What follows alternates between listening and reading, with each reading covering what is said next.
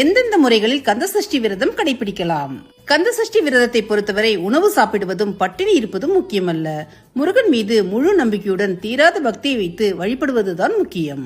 கந்தசஷ்டி விரதத்தை சூரசம்ஹாரம் வரை 6 நாட்கள் அல்லது முருகனின் திருக்கல்யாணம் வரை 7 நாட்களும் கடைபிடிக்கலாம்.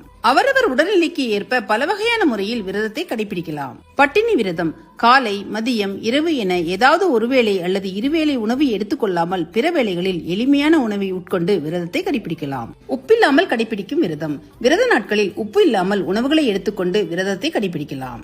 காய்கறி விரதம். மற்ற உணவுப் பொருட்களை முற்றிலுமாக தவிர்த்து காய்கறி மற்றும் கீரை வகைகளை மட்டுமே உட்கொண்டு விரதத்தை இருக்கலாம். பால் விரதம். சுவாமிக்கு அபிஷேகம் செய்த பாலை மட்டுமே இருவேளையும் குடித்து விரதம் இருக்கலாம். பாலும் பழமும் விரதம். 3 வேளையும் முற்றிலுமாக உணவை தவிர்த்து பால் மற்றும் பழங்களை உட்கொண்டு விரதத்தை கடைபிடிக்கலாம். இளநீர் விரதம். கடுமையான விரதங்களில் ஒன்று இளநீர் விரதமாகும். ஒரு நாளைக்கு ஒரு இளநீர் மட்டுமே குடித்து விரதம் இருக்க வேண்டும்.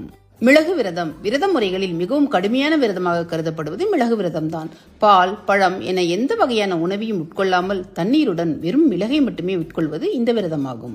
முதல் நாளில் 1 மிளகு, 2ஆம் நாளில் 2, 3ஆம் நாளில் 3 என்ற முறையில் 7வது நாளில் 7 மிளகுகளை உட்கொண்டு விரதத்தை முடிக்க வேண்டும். கந்தசஷ்டி விரதம் இருப்பவர்கள் விரதம் இருக்கும் நாட்களில் உடலை வருத்திக் கொள்ளாமல் தாராளமாக தண்ணீர் குடிக்க வேண்டும் என்பது மிகவும் முக்கியமானதாகும்.